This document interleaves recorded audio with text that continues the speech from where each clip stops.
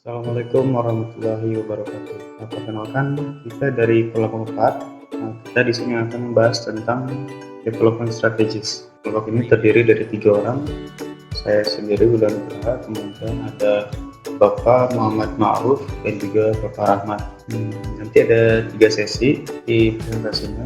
Sesi pertama itu oleh saya sendiri, kemudian nanti disusul oleh bagian Bapak Muhammad Ma'ruf dan juga Pak Rahmat. Oke, langsung saja kita mulai presentasinya. Development Strategies Overview. Di sini jalur development itu ini merujuk ke 3 topik ya, 2 topik kunci. Pertama itu ada the impact of internet, dampak internet, kemudian ada software outsourcing, dan ada juga in-house software development alternatif yang berkaitan tentang outsourcing sama in-house software development. Yang pertama itu kan the impact of the internet, dampak internet ya. Emang ya untuk zaman sekarang ya emang gak bisa dipungkiri gitu kan. Internet itu sudah memicu perubahan besar dalam metode dan operasi bisnis. Apalagi perangkat lunak dia sudah banyak yang menyediakan secara internet gitu kan. Misalkan kita mau download aplikasi atau download software melalui internet kan bisa kita langsung download kayak gitu kan.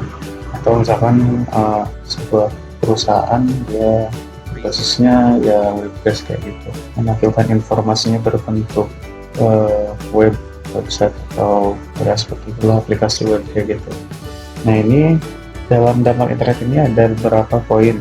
Pertama itu ada software as a service. Software as a service itu ya perangkat lunaknya itu sebagai pelayanan. Jadi suatu modul penyampaian aplikasinya oleh suatu vendor perangkat lunak yang mengembangkan aplikasi web yang dinaungi dan dioperasikan baik secara mandiri atau melalui pihak ketiga oleh pelanggan melalui internet. Lalu yang kedua ada lagi traditional versus web-based system development. Nah, ini pembuatan sistem developmentnya ya, jadi bisa menggunakan tradisional atau menggunakan web-based. Jadi si sistem analis ini harus mempertimbangkan nih kira-kira sistem yang mau dibuat itu mau menggunakan tradisional, mau secara tradisional atau menggunakan web-based.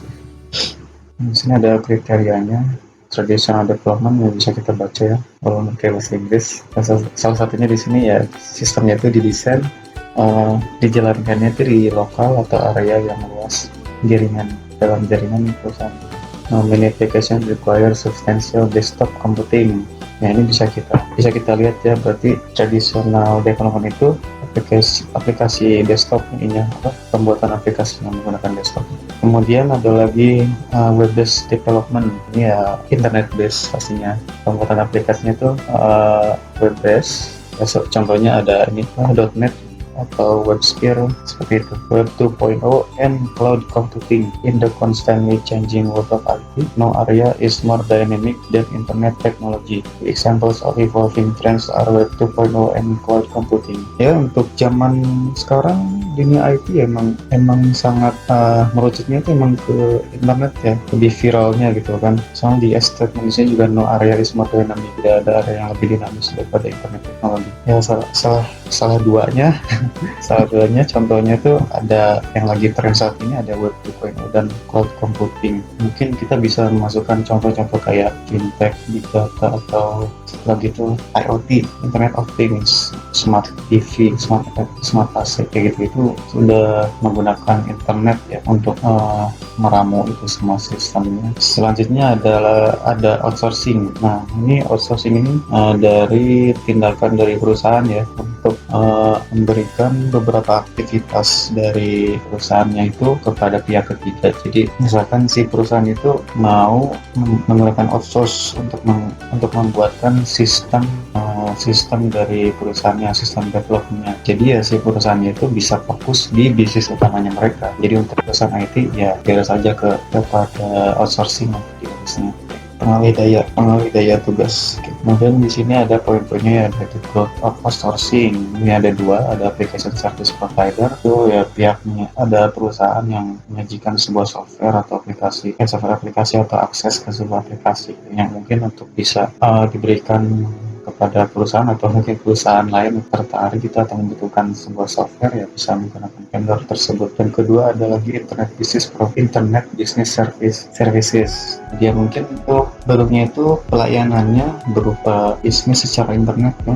Jadi dari segala transaksi, order processing, billing, kemudian manajemen dari customer itu semua menggunakan seperti itu. Ada lagi outsourcing fees, outsourcing issues and concerns, dan yang terakhir outsourcing. Nah, ini menarik ya, outsourcing. Jadi dia sama saja dengan outsourcing ya pada umumnya gitu. Tapi yang membedakannya itu adalah offshore itu dia outsourcingnya dengan pihak luar negeri gitu, dengan perusahaan di luar negeri kayak gitu.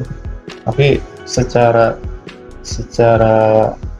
cara dan kontraknya mungkin bersama kali ya, hampir sama dengan outsourcing pada umumnya gitu. Cuma yang membedakannya itu ya ke luar negeri gitu, ke perusahaan luar negeri. Kemudian yang terakhir ada in-house software development option. Yang pertama ada make or buy decision. Nah, ini perusahaan bisa diberikan pilihan ya, kalau misalkan mau memilih in-house software development, dia si perusahaan itu mau membuat sendiri atau membeli software. Dan yang kedua developing software in-house. Si perusahaan itu jadi pengen membuat software yang sendiri di perusahaan itu sendiri. Nah, ini nyambung ya sama poin nomor 1, yaitu make atau membuat software.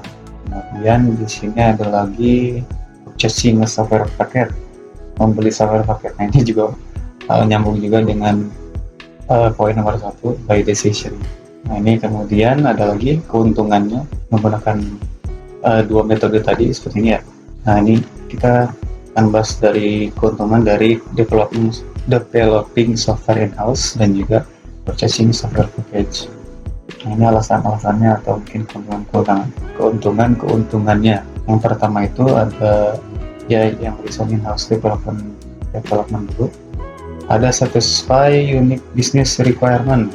Jadi dari kebutuhan bisnisnya itu bisa terpenuhi karena ya perusahaan kan pasti mempunyai keunikannya masing-masing kan dari bisnisnya tersebut. Nah, ini bisa langsung ya diketahui lah harus dibuatnya bagaimana kayak gitu kan, kalau misalkan mereka membuat sistem itu sendiri gitu tanpa menggunakan pihak ketiga.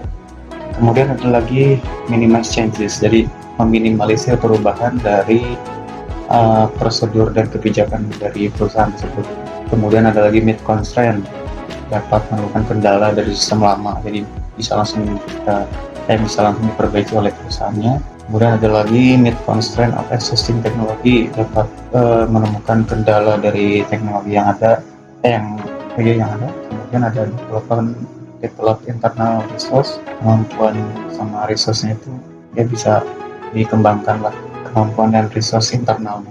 Dan yang terakhir ada kebutuhan dari keamanan masing-masing di perusahaan tersebut terpenuhi kayak gitu. Dan ini yang terakhir ada keuntungan dari membeli software paket. Pastinya ini ada lebih murah, kemudian implementasinya ya membutuhkan waktu yang sedikit, dan kemudian terbukti dari performance-nya dan tolak ukur kinerjanya. Kemudian tidak menggunakan lebih banyak staf teknisi, dan juga ini future upgrade ya. Jadi dia pembaruan untuk di masa yang akan datang itu dia mengikuti vendor yang ada. Misalnya dia membeli software dari vendor tersebut, dan terakhir dapat masukan dari perusahaan lain. Ya, baik, mungkin untuk sesi pertama itu saja yang bisa saya sampaikan, dan selanjutnya mungkin bisa dilanjutkan oleh Bapak Muhammad Ma'ruf. Silakan, Pak. Halo teman-teman semua, kami dari kelompok 4 analisis kebutuhan penunjangan sistem informasi. Saya Muhammad Ma'ruf akan melanjutkan tema development strategies setelah sebelumnya disampaikan rekan kami bahwa yang pertama tentang peran sistem analis. Keputusan perusahaan dalam memilih apakah menggunakan jasa outsource, in-house, atau membeli paket aplikasi, atau memilih kombinasi dari solusi ini akan mempengaruhi fase SDLC yang tersisa dan keterlibatan sistem analis. Misalnya, jika memilih opsi in-house akan memerlukan lebih banyak partisipasi sistem analis Ketika memilih hardware dan software, sistem analis bekerja sebagai tim evaluasi dan seleksi. Tim ini juga harus menyertakan user atau pengguna yang akan berpartisipasi dalam proses seleksi. Tujuan utama dari sistem evaluasi dan seleksi adalah menghilangkan alternatif sistem yang tidak memenuhi persyaratan, membuat berdekat dari beberapa alternatif yang layak, dan menyajikan alternatif yang layak untuk manajemen dan keputusan final. Proses ini dimulai dengan studi yang cermat tentang biaya dan manfaat dari setiap alternatif sistem. Analisis cost dan benefit. Pada akhir fase analisis sistem SDLC, kita akan menerapkan teknik analisis keuangan untuk mengevaluasi strategi pengembangan dan memutuskan bagaimana proyek akan berjalan. Yang pertama, kita akan menggunakan financial analysis tools. Payback analysis bertujuan untuk mengetahui seberapa lama atau periode investasi akan dapat dikembalikan saat terjadinya kondisi break-even point. Jumlah arus kas masuk sama dengan jumlah arus kas keluar. Yang kedua, return of investment.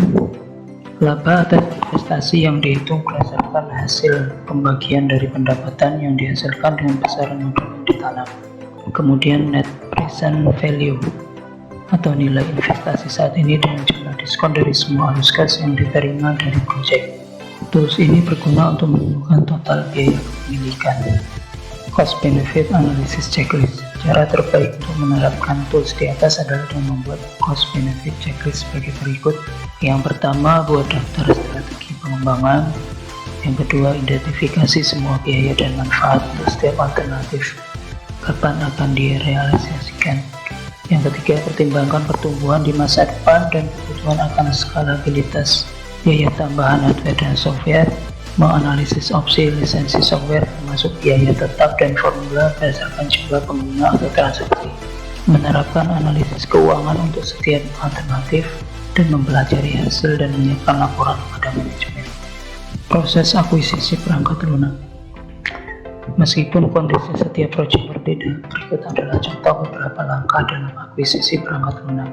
Langkah yang pertama adalah mengevaluasi kebutuhan sistem informasi. Berdasarkan analisis kita tentang persyaratan sistem, kita harus mengidentifikasi antara lain. Yang pertama, fitur utama sistem.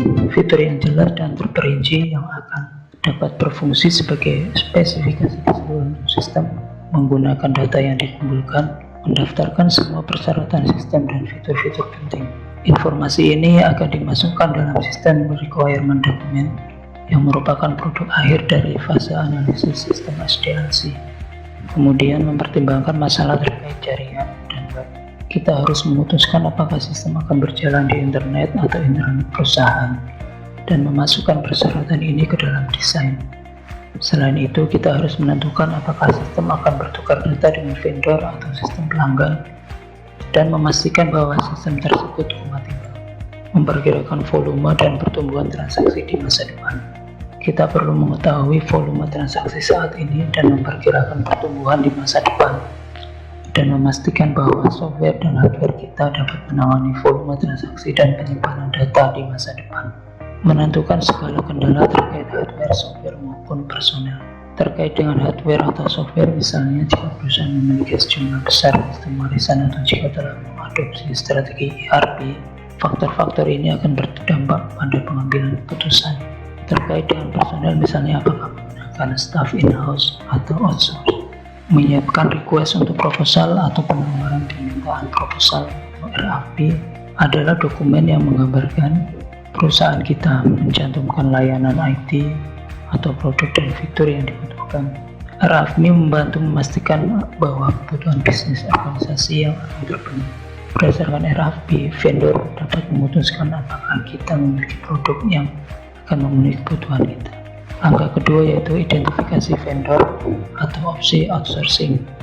Banyak konsultan IT menawarkan layanan khusus yang membantu perusahaan memilih paket perangkat lunak. Keuntungan utama menggunakan konsultan adalah kita dapat memanfaatkan pengalaman yang sulit diperoleh oleh perusahaan. Langkah ketiga yaitu evaluasi alternatif-alternatif yang ada. Setelah mengidentifikasi alternatif, kita harus memilih yang paling sesuai dengan kebutuhan perusahaan. Kita harus memperoleh informasi dari sumber-sumber antara lain. Yang pertama, existing user. Kita dapat dapat menghubungi pengguna yang pernah menggunakan produk itu untuk mendapatkan feedback dan belajar tentang pengalaman mereka. Yang kedua, pengujian aplikasi atau application testing. User dapat mencoba dahulu produk yang ditawarkan. Kemudian adalah benchmarking. Benchmarking adalah cara yang baik untuk mengukur dan membandingkan kinerja dari beberapa produk yang akan digunakan. Langkah keempat adalah lakukan analisis cost benefit. Pastikan untuk memasukkan semua biaya menggunakan perkiraan volume yang sudah disiapkan. Langkah kelima, menyiapkan rekomendasi. Kita harus menyiapkan rekomendasi yang mengevaluasi dan menjelaskan alternatif bersama dengan biaya, manfaat, keuntungan, dan kerugian dari setiap opsi. Kita mungkin diminta untuk menyerahkan dokumen persyaratan sistem formal dan menyampaikan presentasi. Langkah keenam adalah implementasi solusi. Tugas implementasi akan tergantung pada solusi yang dipilih. Strategi instalasi Anda harus direncanakan jauh-jauh hari sebelumnya. Sebelum software baru mulai beroperasi, kita harus menyelesaikan semua langkah implementasi, termasuk memuat, mengkonfigurasi, dan menguji software, melatih pengguna, dan mengkonversi file data ke sistem yang baru. Kemudian penyelesaian tahapan analisis sistem. Untuk menyelesaikan tahap analisis sistem, kita harus menyiapkan sistem requirement dokumen dan presentasi kepada manajemen. Sistem requirement dokumen berisi requirement untuk sistem baru, menjelaskan alternatif yang dipertimbangkan, dan membuat rekomendasi khusus kepada manajemen. Dokumen penting ini adalah titik awal untuk mengukur kinerja, akurasi, dan kelengkapan sistem yang telah selesai sebelum memasuki tahap desain sistem. Presentasi kepada manajemen. Objek dari presentasi manajemen adalah untuk mendapatkan persetujuan untuk pengembangan sistem dan untuk mendapatkan dukungan manajemen, termasuk sumber daya keuangan yang diperlukan. Isi presentasi antara lain tinjauan singkat tentang tujuan dan batasan utama proyek sistem, tujuan presentasi ini, dan keputusan apa yang perlu diambil. Yang kedua adalah ringkasan alternatif utama yang layak untuk setiap alternatif, menjelaskan biaya, keuntungan, dan kerugiannya. Kemudian penjelasan pilihan tim evaluasi dan seleksi terhadap alternatif yang direkomendasikan. Demikian presentasi dari saya, selanjutnya akan disampaikan oleh rekan Rahmat. Terima kasih.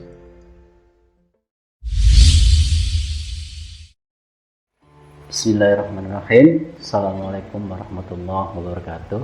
Kami dari kelompok 4 untuk mata kuliah analisis kebutuhan dan perancangan sistem di chapter 7, yaitu strategi pengembangan software. Pada bab sebelumnya sudah dijelaskan oleh rekan kita yang pertama, Wildan Nugraha. Materi kedua sudah disampaikan rekan kita, yaitu Muhammad Ma'ruf. Pada kali ini saya akan menyampaikan mengenai strategi pengembangan software di bab transisi pengembangan software. Baik, kita mulai saja.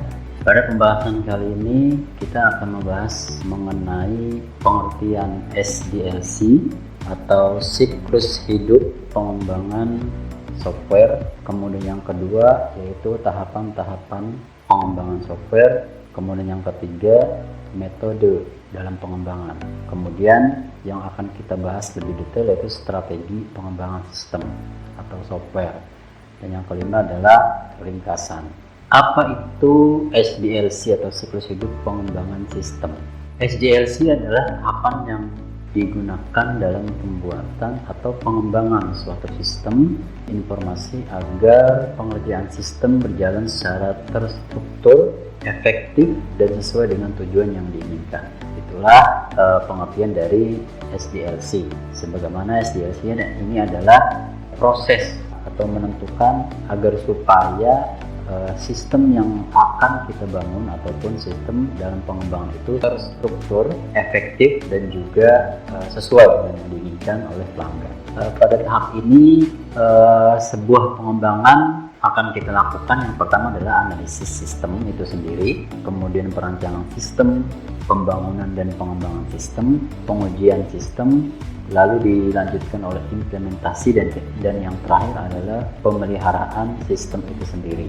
Kemudian langkah apa yang kita akan ambil dalam membangun atau dalam menentukan metode pengembangan? Berikut adalah beberapa metode pengembangan sistem atau software. Yang pertama adalah metode waterfall. kemudian yang kedua adalah metode prototype, metode spiral, kemudian metode rapid application development atau disebut dengan RAD. Selanjutnya ada metode Scrum, metode Agile, dan metode V-Shape. Kemudian terakhir adalah metode incremental. Masuk ke strategi pengembangan apa saja dalam strategi pengembangan suatu software ataupun sistem. Berikut ada beberapa strategi yang bisa kita gunakan dengan cara sebagai berikut. Yang pertama adalah transisi desain sistem, yang mana pada bab ini kita akan menjelaskan mengenai transisi atau strategi pengembangan. Kemudian yang kedua adalah mempersiapkan desain sistem, desain logis dan fisik, kemudian menggunakan pedoman desain sistem, kemudian mempertimbangkan desain sistem, pertukaran desain sistem atau trade-off, lalu menentukan metode yang tepat pada pengembangan atau pembangunan suatu sistem atau software. Pada transisi desain itu biasanya dimulai ketika phase analisis sistem dilakukan. Pengembang mengubah desain logis dari desain logis menjadi model kerja yang dapat diuji, kemudian ditinjau oleh pengguna untuk diimplementasikan secara umum. Kemudian pengembangan sistem lebih cepat, lebih fleksibel, dan lebih berorientasi kepada pengguna. Kemudian pada strategi yang kedua adalah mempersiapkan desain sistem. Pada awal yang kita bahaskan untuk SDLC atau siklus hidup pada sistem rancangan atau pengembangan. Pada sistem ini memerlukan dokumentasi yang lengkap ataupun yang akurat.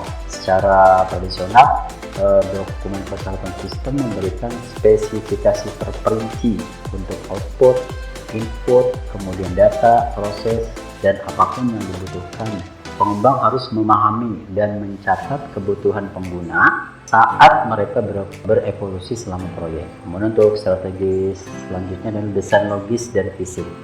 Pada desain logis ini mendefinisikan apa yang harus terjadi, bukan bagaimana hal itu akan tercapai. Desain logis ini tidak membahas metode implementasi yang sebenarnya, sedangkan desain fisik menggambarkan proses yang sebenarnya untuk memasuki tahap verifikasi, kemudian menyimpan data, tata letak fisik file data, dan prosedur pengurutan serta format laporan dan sebagainya. Berikutnya adalah pedoman desain sistem. Ada baiknya seorang pengembang akan mempelajari desain apa sebelumnya. Masuk ke tahapan pengembangan, ada baiknya pengembang itu sendiri mereview atau melihat dari pedoman desain sistem itu sendiri. Contohnya pada bagian ini ada aktivitas dan juga keterangan. Yang pertama adalah aktivitas tinjau persyaratan sistem. Kemudian kita, dari meninjau persyaratan sistem itu, kemudian kita mempelajari dokumen persyaratan sistem dengan seksama dan memahami desain logis. Kemudian rancang bangun sistem atau rancang sistem terbagi menjadi 3, yakni antarmuka pengguna, output, dan masalah input. Kemudian di situ kita mendefinisikan desain antarmuka pengguna secara keseluruhan, termasuk layar, perintah kontrol, kemudian dan fitur memungkinkan untuk berinteraksi dengan aplikasi tersebut. Kemudian yang kedua adalah masalah data, menentukan bagaimana data akan diatur, kemudian disimpan, diperbaharui, diakses, dan digunakan. Yang ketiga adalah masalah arsitektur sistem. Tentukan strategi dan metode pemrosesan interaksi client server, kemudian mengkonfigurasi jaringan dan internet antarmuka. Kemudian untuk buat spesifikasi desain sistem, dan yang terakhir adalah memberikan presentasi manajemen. Yang selanjutnya adalah ini untuk strategi pengembangan. Meskipun setiap proyek berbeda, pertimbangan desain biasanya melibatkan pengguna, data, dan arsitektur sistem. Pada pembahasan kali ini ada baiknya untuk direview atau untuk mengambil pertimbangan-pertimbangan yang ada. Pertimbangan yang dibicarakan adalah pertimbangan pengguna. Pertimbangan pengguna adalah bagaimana kita mempertimbangkan data itu dengan cermat setiap titik di mana pengguna penerima output atau memberikan masukan. Kemudian untuk mengantisipasi kebutuhan masa depan apa saja setelah sistem itu kita kita buat, kemudian apa saja kebutuhan masa depan untuk dilakukan upgrade ataupun sistem yang terbaru, kemudian memberikan fleksibilitas kepada pengguna. Dan yang kedua adalah pertimbangan data. Pertimbangan data ini sebagaimana yang tertulis, yang pertama adalah memasukkan data sesegera mungkin jika itu diperlukan, kemudian memverifikasi data sesuai yang dimasukkan, jadi sesuai dengan data yang masuk, kemudian data yang ingin diverifikasi. Dan yang ketiga adalah menggunakan metode otomatis entry data bila memungkinkan. Sifatnya ini adalah kondisional. Kemudian yang keempat adalah kontrol akses entry data dan laporan semua entry atau perubahan ke nilai kritis. Ya. Kemudian yang kelima adalah log entry data dan perubahan. Dan yang terakhir adalah hindari duplikasi data. Kemudian pada pertimbangan arsitektur ini adalah menggunakan desain modular. Contohnya membuat komponen individual yang disebut modul yang terhubung ke program atau proses tingkat yang lebih tinggi. Yang kedua adalah modul desain yang melakukan fungsi tunggal. Contohnya desain modul yang sangat penting dalam merancang sistem berskala besar karena tim analis terpisah dan programmer dapat bekerja pada daerah yang berbeda. Kemudian akan mengintegrasikan skillnya.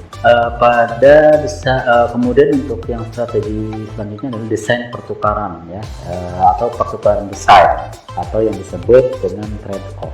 Dalam konteks ini memungkinkan membutuhkan dana yang lebih tinggi dan setiap trade-off itu harus dipertimbangkan secara individual. Contohnya dari trade-off final sesuai atau tidak dalam desain ataupun untuk metode itu sendiri, dan hasil akhirnya harus diterima oleh pengguna atau staf sistem dan manajemen perusahaan. Strategi selanjutnya adalah menentukan metode yang tepat. Pada proses ini proses yang sangat penting, ya, karena suatu pengembang atau pembangunan jika tidak menggunakan metode, maka sistem itu tidak akan berjalan, ya, tidak akan sesuai yang kita harapkan. Pengembang menganalisis tentang metode apa yang sesuai dengan sistem yang diinginkan oleh pelanggan. Kemudian kita masuk ke tahap peringkasan. Pada web ini atau materi ini menjelaskan tentang strategi pengembangan sistem, kemudian persiapan data, penyajian dokumen, persyaratan sistem, dan transisi ke phase design sistem yang sesuai dari siklus hidup pengembangan sistem atau yang disebut dengan SDLC. Baik, pada chapter ini sudah selesai. Terima kasih dan salam good luck.